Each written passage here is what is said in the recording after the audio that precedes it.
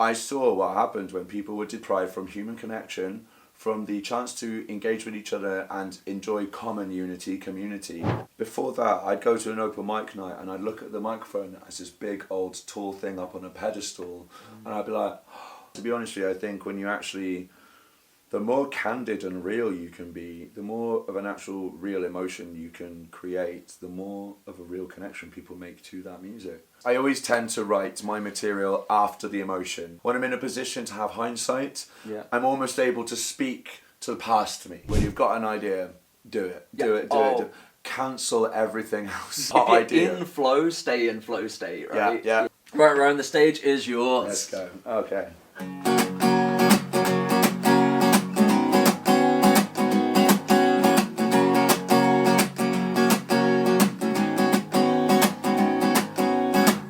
My days, it's happened again. Hey guys, so I'm Rory Price and I'm a musician. A lot of you might already know me from that. However, I've recently lost my mum, who was the most nurturing, caring, supportive person I could have had in my life. And I realised that I want to continue her spark and support and nurture those around me that show an interest and a passion.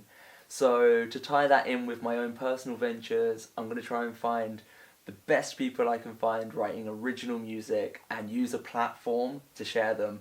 And best way to launch this than to do it in my mum's living room. Absolutely mad. So I'm going to start a little series called Living Room Jams. And in that it's going to be stripped down, just me and a friend chatting about our music, them getting to share with you so you can relate to the music and everything like that. The whole point in this is for their songs to be even more connectable.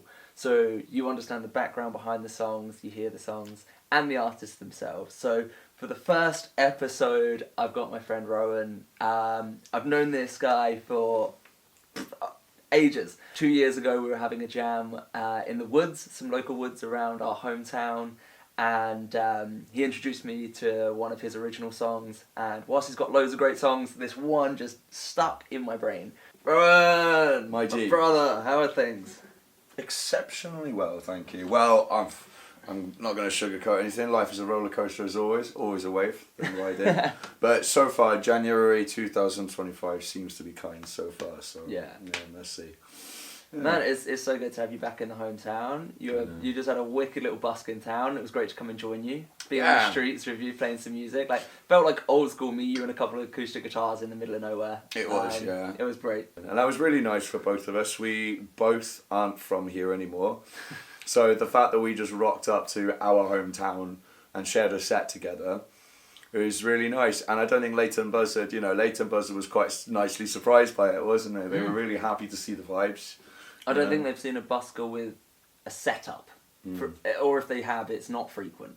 So I think, you really stood out for that, because this town, unless something's changed in the few years I've not been here, this town very much, the buskers with just acoustic guitar sat on the corner with their bag, whereas you come with speakers and a stand and microphones, and I think that's part of it. There's such a duality. There's such a duality between those two things, really. I mean, I think one of the things that I've noticed though from buskers and performers and doing my rounds of meeting as many people as I can in that field, it isn't an anybody can rock up and do it. You have an energy and a confidence, even if it was a front, right? Some people might need it to be a front, some people it's legit, but you need a sense of energy and confidence that will draw people into you.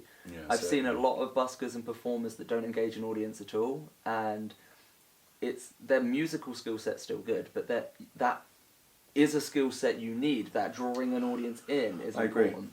Agree. Yeah. So, no, definitely. I'd say it's like an extra dimension, really. I mean, you could consider the second dimension being very flat, the third dimension being this extra shape to it and everything like that. I think the performance and the energy you give is the fourth dimension, because, I mean, you mentioned really interestingly, just to go off topic, but James Hetfield, the singer and the guitarist of Metallica, you said it earlier, he stands there and plays guitar. He stood still in the middle of a big old stadium stage, and yet he owns the space and he fills it full of energy. Yeah. So it's hard to put your finger on quite what that is, because I'm very animated in what I do. You'll see me doing the Yeah, equivalent of kicking jumps and the air flips. and Yeah, things, that's it. You know, like spotting anyone who is singing along to the words. I'm like, I see you. You know, communicating with them through the microphone and connecting, breaking that fourth wall. And I think that's what stops it from being music you're hearing and starts being something a show you're experiencing and being a part of. Yeah, drawing them in to be a part of it. Yeah. Exactly. Yeah. So if I told you you had an elevator pitch, so in a business term that's like a minute to describe yourself, who is Rowan? I'm a person who's very passionate about music. Furthermore, the connection that you get through music. My interest is actually creating connections with people through very disconnected times, such as the pandemic, etc. I have direct experience in how music can break through the 2 meter gap, the emotional gap, every kind of gap that you can think of. Music connects you so powerfully, and my mission is to create the strongest connections in the world that I can through music. Be that me in the streets, or me with a wider world or a wider audience, or being a song that can connect everybody together. I guess you definitely lean into that with the fact that you live stream your TikToks when you're busking and you interact with everyone that's on there as well. I should have done TikTok back in the pandemic for exactly the reason you just said, because really, I mean, I think the pandemic is exactly why I took off as a busker. If I'd have done it before or after, I don't think I would have had the same tread or made the same impact or even found the same thing I loved about it. But you know, during the pandemic, people were afraid to look each other in the eye, let alone be within 2 meters from each other. People were disconnected. Live music wasn't happening. So technically speaking, at one point in 2020, the only person doing live music in Wales was me and a couple of other people I knew who were busking. But for a long time, live music in venues was a scarcity. And actually, I saw what happened when people were deprived from human connection, from the chance to engage with each other and enjoy common unity, community, and the lack of live music. You found that the connection you'd have with those individuals was so much more powerful. People would come up and they'd be like, wow, you brought me back to a time in my life that just, wow, you know, thank you. You've relieved me for a moment from whatever this feeling right now. Yeah, yeah. So you've been doing music since we were at least teenagers. And then you've jumped to busking in the pandemic, right? Yeah. So there's a jump there. We've skipped over a big chunk of time. Yes, we have actually. Were you doing a lot of writing and things like that beforehand, or did your music kind of just muddle in the background until the pandemic? Yeah, I think the right way to answer this question is, I didn't believe in myself nor feel like I was on any kind of substantial journey, until I was out there in the streets and I was making direct success out of what I was doing. Before that, for a lot of years, I'd have so much self-doubt. I'd written a couple of songs which actually, it seemed to have been part of the momentum that built into the pandemic. So it was around that time that I'd kind of gone out. I've transitioned out of some bad hardships in my life. Actually, you remember I was with that absolutely lovely person before, and that relationship ending combined with the pandemic and youth work and teaching, it just kind of hit a standstill at that point. I was in a bit of a bad place at that time, and then music really took over right when the pandemic started. So it's a weird one. In all the years running up to the pandemic, when I actually found the calling and the opportunity to start doing busking, before that I'd go to an open mic night and I'd look at the microphone as this big old tall thing up on a pedestal, and I'd be like, I might be good, I might be good enough one day to get up there and, wow people, and like that self-belief just wasn't there. Okay. I think, truth be told, I hadn't found myself in it. Okay. It's very easy, especially when you're a new artist, to try and write songs that you think will resonate with an audience, to have a market and an audience and to sell or whatever, and you think about it like it's a glorious thing. And I think one thing that we've both done is we've decided to write songs that are true to ourselves and then just use the microphone to share it. And all of a sudden it goes from this, oh my god, only a rock star can stand behind that microphone, to I'm just going to share with these few people and try and build a connection with the few in front of me. I think it's really fair to say as well. I mean, like, I give to you the same compliment that I'm receiving here, I think it's having a captivating presence from an authentic energy.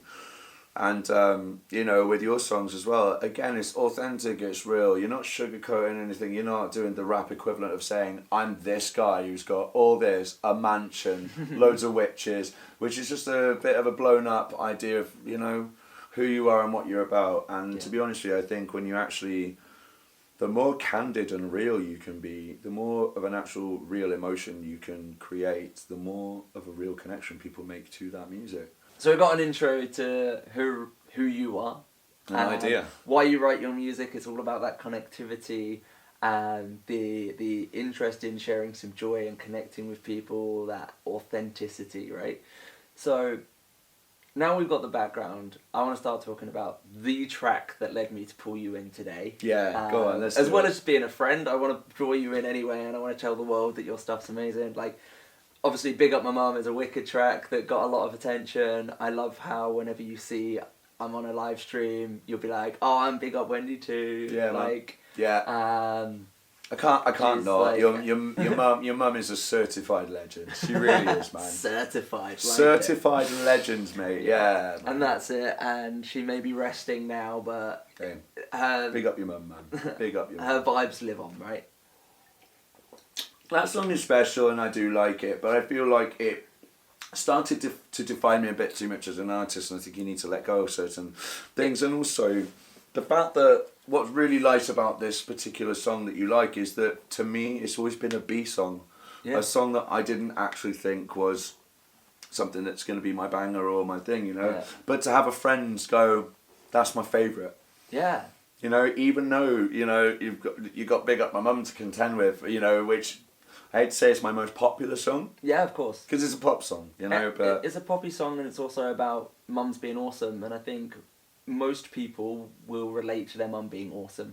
There's something about the positive energy vibe that feels really authentic with the song we're about to introduce. So let's jump into the song. So yeah, let's do it. We were jamming in the woods 2 years ago. You came down to see me just before I left to go and do some travels. Yeah. We just jammed anything and everything, messing around, and introduced you to the woods you already knew that had changed so much that they were new woods. Yeah. We actually have a vlog of that. I'll put a link somewhere in the description. It was a nice day out, man. It was just a fun, chill day out in the woods, having fun near the lake. And towards the end, we were chilling by that big giant chair, and you just started playing the track.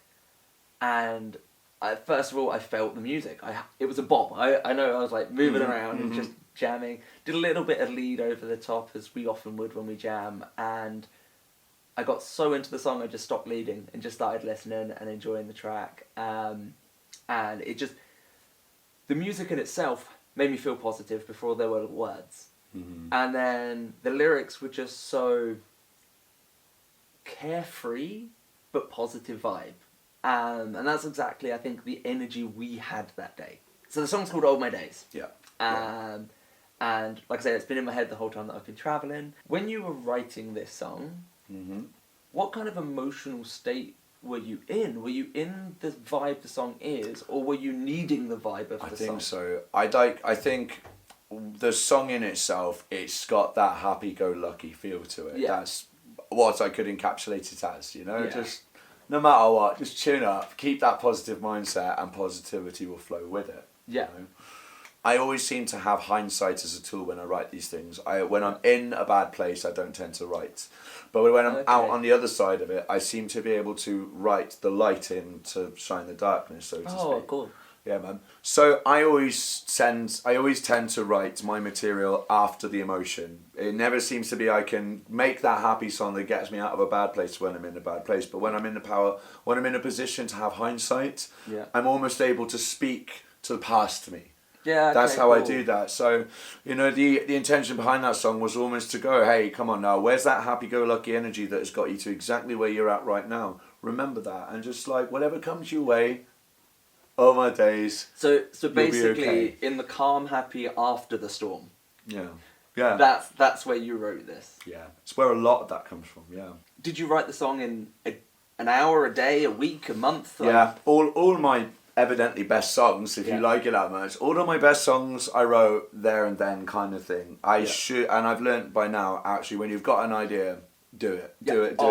cancel everything else. just if you've got a hot idea. In flow, stay in flow state, right? Yeah. I did a chord progression this morning while we were just waiting to go out and do stuff. I should have written to that. It was banging. Now if I pick it back up, it won't be the same. So yeah, when the creative mood strikes, you've got to. What I also want to make sure is clear. Yeah. Is to other new artists that are watching this video, is that when you're in creative flow state, take it and write. But remember, that's also a first draft. But finish your first draft. So don't be over picky, because then you might not finish, because you're like, oh, that doesn't work perfectly, right? Yeah. But get your first draft done, and then you can review it when you're not in flow state, and it works. Exactly. But finish the first draft in flow state. You're in this calm after the storm. Was there anything else in particular that inspired this track? Like, you in the track you sing about losing a tenor. Did you actually lose a tenor, or was that the vibe of the song? It just fit. That actually, I did just kind of throw in. I just kind of threw in. It's the right energy. You're saying it like it's a problem. It's not a problem at all. So fits. the way that the lyrical content came together, I think the way that the guitar goes, it's like there's a constant chug, a constant movement. Yeah. And it came with the lyric, "Oh my days, it's happened again. The times have changed, and I don't know what I'm doing, as if I'm staying still, you know." Yeah. And so it created this feeling like there's a pull. And the more I'm stopping still and going, oh, but this has gone wrong, but that's gone wrong, the more the song keeps flowing on. Yeah. You know, so, you know, that then led to the inspiration of, oh my God, I've lost a tenor. Dropped it down. Yeah. You know, without talking cool. too much about the lyrics. No, that's perfect, because maybe that's even more of the reason why I resonate with the song so much. And I was saying maybe I resonated with it more because I was in this position where other people were moving on with their lives, and I was just about to stop my life and go on a one-way ticket, start to travel the world. So, all my days. I like that that's how it's resonated with you. Yeah, when the world keeps moving and you feel like you're at a standstill, as Dory says, just keep swimming. Right, Rowan, the stage is yours. Let's go. Okay.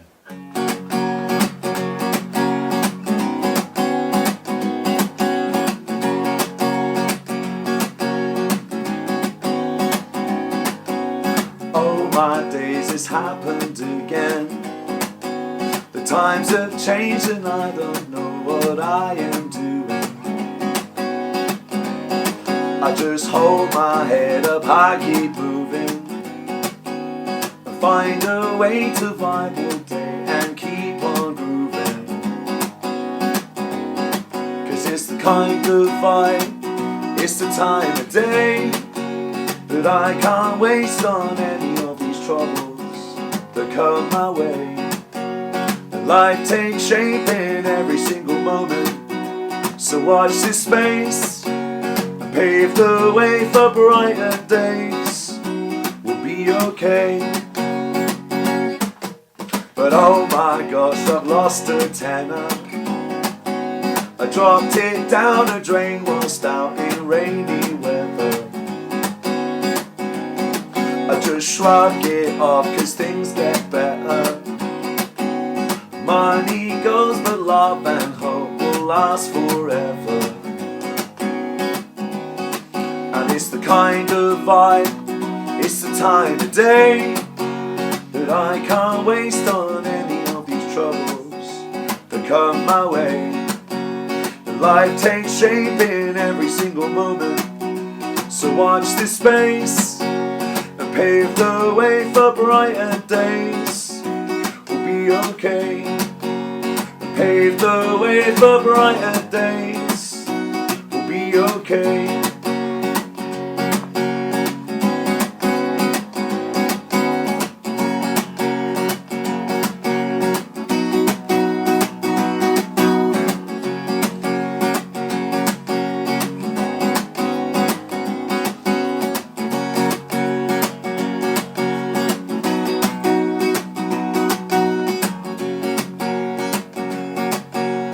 I'm down to my last blue Rizzler. Such a shame cause I have got 2 sticks of filters. I've got no crisps, no pint of bitter. I've got no paper for the shitter.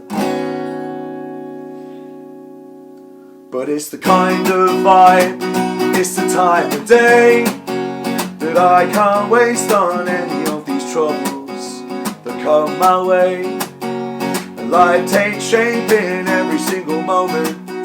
So watch this space and pave the way for brighter days. We'll be okay. And pave the way for brighter days. We'll be okay. Let's pave the way for brighter days. We'll be okay. We'll be okay. Woo! Oh, I love that track. Ignoring the fact that it's a friend of mine that's written it. Yeah. Like, it's gotten up by beat. It might not be the same listening to the recording to being in the room because you share your energy through the way you play. Yeah. And sometimes it's hard to get that in the studio, but... Yeah, you'll hear something different from my studio version of this. You definitely will. Yeah. You know, so I think... So you've got a studio version of this at the moment. Yes. You seem to be a little unsure if it's a studio demo or a formal release. I think I might just have to get over the perfectionist in me and just get my music out there because clearly you want to hear it. Oh mate, I want to share it. Should I be umming and ahhing about things I could do differently, or should I just get out there and get writing more music like this because it's so, you know.